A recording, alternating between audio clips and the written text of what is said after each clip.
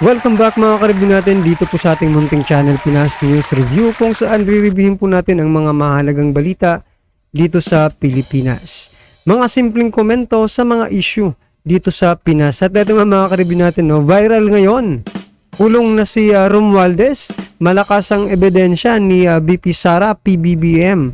Dinampot na sa Kongreso. Yan mga karibin natin patungkol po riyan. Ang ating aalamin mula po rito sa channel ni Banat Kapanig TV. Nasa description po ang full video link ng balitang ito. Subscribe na po kayo kay Banat Kapanig TV. Yan mga karibin natin, no? At kung bago ka pa lang at di pa po nakapag-subscribe sa ating munting channel, please don't forget to subscribe. At i-click na rin po ang bell notification para updated ka po sa lahat ng ina-uploads nating reaction video.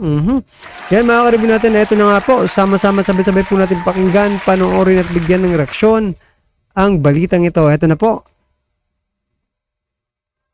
Kasi itong Congress natin na ngayon, lalo na dito sa Kamara, parang almost same yata yung set ng mga kongresista kahit nung last part ng Duterte administration at sa unang taon ng Marcos administration. Tingin mo ba, ngayon lang nila naisip na dapat na, i-welcome natin ng ICC?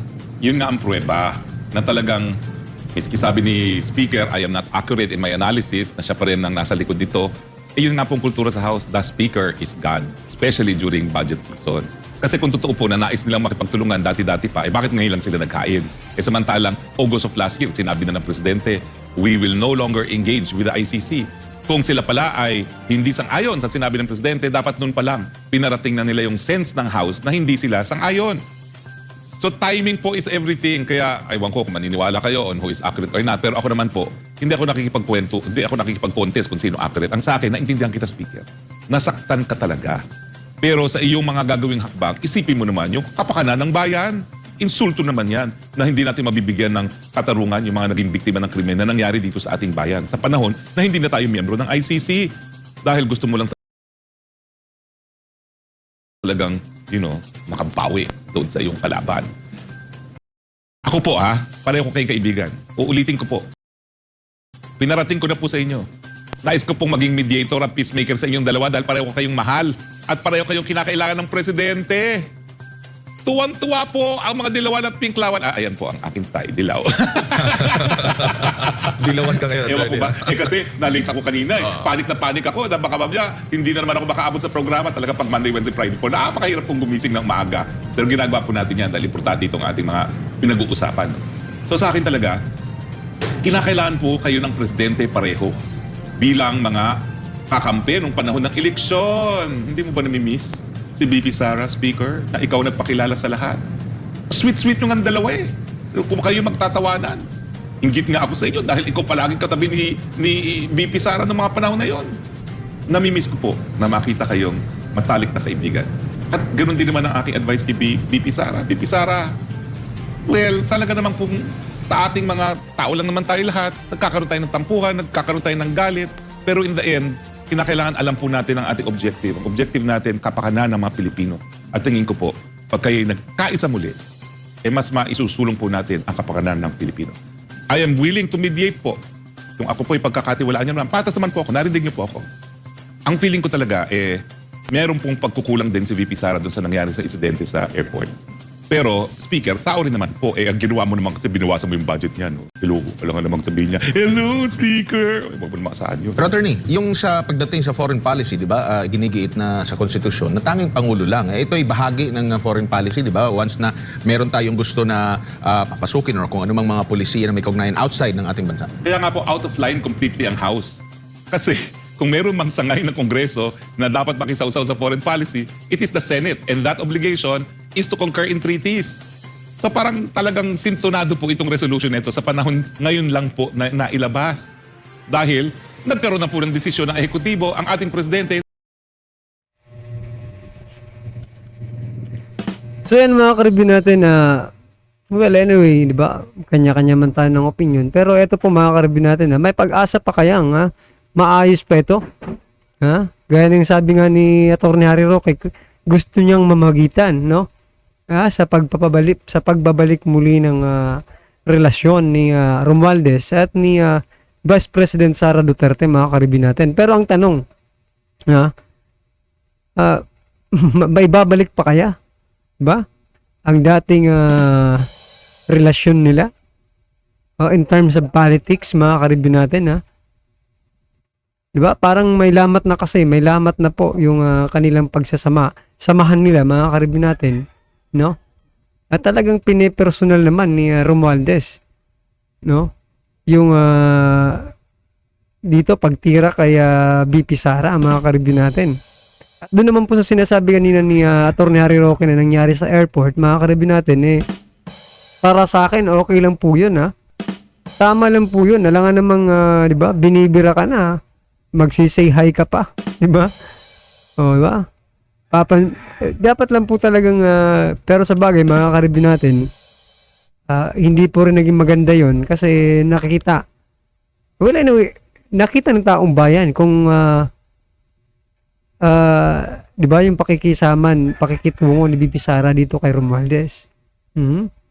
Pero okay lang din naman yun, mga ka-review natin, kasi naipakita rin naman ni BP Sara na totoong tao siya. Hindi siya plastic, mga ka-review natin, di ba?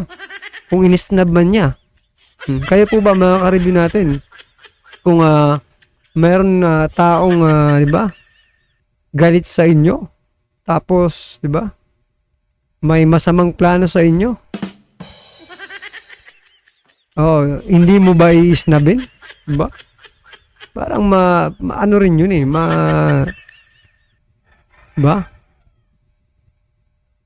Na hindi na makikipagtulungan. Tuloy, yan, ginagamit ngayon ni Secretary Remulla. Kailangan kumuha ko ng bagong orders dahil naleleto ako. Alam naman po natin kung anong pinagmulan yan. Buti sana kung totoo namang meron kayong mga differences in opinions on public affairs. Pilipino po tayo, alam natin kung paano nangyayari yan. Hello? Let's not talk about accuracy. Alam na po natin kung paano ang kultura ng Pilipino. Yan po talagang nangyayari. Bangayan lang po yan. Isang tabi naman po natin yan. At alam niyo po, ang dami ng problema ni Presidente. Huwag na po nating dagdagan pa. Yan lang po sa akin. Wala na po akong mahihita kung kayo'y mag-aayos. Ako naman po ay nasa labas at happy na po ako dito. Pero apektado po ang buhay ko, ng pamilya ko, kapag hindi po tayo nagkaisa. Dahil baka maya-maya sa midterm election, ang manalo lahat pinklawan at dilawan. Dahil tayo dito mga kakampi ay bising na bibirahan sa isa't isa. Tigil na po natin yan. Attorney, bukod nga sa iyo na mag-mediate, sa tingin mo kailangan magsalita rin si Pangulong Bongbong Marcos hinggil sa development na ito? Feeling siguro ni PBBM, ano na kayo, presidente ko. Pati ba naman yung mga irigan ninyo, poproblemahin ko pa. Baka naman yan ang iniisip ni Presidente. Pero Mr. President, baka kinakailangan bumulong ka na rin. Kasi parang lumalala na Di ba? Yung mga bangayan nila nagiging national debate na hindi naman dapat nagiging debate dahil ikaw lang naman dapat na magdidesisyon. Dapat sabihin nyo, excuse me, I am President. I have decided. Tigil lahat yan. Ba? Dahil, attorney, sa sinasabi nating pagkakaisa, unity. Oo nga Kaya nga ako talaga, Mr. President, again, I'm sorry for saying this, dapat nagsalita ka rin tungkol sa budget ni Inday Sara. So ang tingin tuloy siguro, siguro lang, ni Inday Sara, you also abandoned me. At kinampihan mo yung kakampi mo, yung pinsan. Siyempre, kahit sinong Pilipino tanungin mo, dugo Pero hindi ako naniniwala dun Siguro, ewan ko, siguro mangmang ako. Siguro I'm too idealistic, no? Pero ang tingin ko, sabi ni Presidente, pero ba, tigilan niyo ako dyan, ha? Dami ko ng problema rito, ha? Mag-ayos kayo dyan, na hindi ako nagsasalita. Pwedeng ganun Diba? Pero dapat hindi mawala yung administrasyon, attorney, kung sino talaga ang tunay na kalaban. At dapat yun ang babanatan, hindi sila mismo ang Ang unang kalaban kasi, Mr. Speaker, is the terrorista CPP-NPA. Bakit mo sila pinanigan? Dahil ikaw ay meron lang grudge against someone. Sinusuka dapat yan. Alam niyo po, ito lang ang Kongreso na binigyan ng importansya ang mga supporters ng teroristang CPP-NPA sa Kongreso. Panahon ko, hindi makapasok yan. Either majority or minority. Bahala kayo. Terorista kayo. Diyan kayo. Marami pa sila nun, ha? Ang dami nila nun. Parang mga 7 ata sila, 8. Ngayon tatatlo lang, ngayon pa sila nakapasok. Tsaka yung CPP-NPA-NDF na mga representative attorney, sanay na sila na kahit na yung kinakalaban nila tapos para sa kanilang sariling interes, nagko-connive sila. Di ba kung matatandaan mo during sa nakalipas na presidential election, di ba? Or nitong di ba? Ang nagsanib persa yung mga dilawan na dati sa panahon ni Pangulong Noynoy Aquino, grabe yung banat nila, di ba? Sila pa nga yung nagpasikat ng Noynoying. Diba? Tapos at the end sila yung nag-connive na naman kasi nga para sa interest nila, para mas lalo silang lumakas kasi wala na nga silang kumbaga kapangyarihan, wala na. At ngayon, mga ka-review natin, parang nakikita na naman natin, no? Na parang nagsasanib pwersa na naman itong mga dilawan, mga kabayan black at saka, no? Romualdez, lahat po sila nagsasanib. Sabi nga sa isang, 'di ba, sa isang vlogger, mga karabin natin na pinagtutulong-tulungan na si BP Sara, no? Oh, at yan nga po sinasabi ni kanina, 'di ba? Yung mga dilawan nagsisilabasan na, tumitira na naman kaya sa mga Duterte, 'di ba? Oh. Itong mga Kabayan Black, nga po, diyan nga po nagsimula yan, mga karabin natin eh. Dito sa pagsuporta ni Romualdez, no? Ni Speaker Romualdez dito sa Makabayan Black. Doon sa pinopose nilang tanggalin ng CIF ni BP Sara, no? At inaprubahan naman ni Speaker. Diyan po yan nagsimula, mga karibin natin, na talagang uminit po ang ulo ng taong bayan. Ha? Paano hindi init, mga karibin natin? Alam naman po nating lahat na itong Makabayan Black, mga karibin natin, supporter yan po ng mga kaliwang grupo. Which is na doon pa pumanig, no, ang gobyerno sa kanila. Anong masasabi nyo dyan, mga karibin natin, ha? Napasok na ba? Napasok na talaga. Di ba? Napasok na talaga yung House of Representative. Dati pa. Noon pa man, pasok na sila. Di ba? Pero bakit, di ba? Bakit? Yun nga po bakit kinampihan ni House Speaker? Ano po yung ano niya? Ano po yung, di ba? Dahilan. Yun lang ba yung CIF na ipaliwanag naman, di ba? Well, ano yung mga karibin natin, lahat naman po tayo may kanya-kanyang opinion, no?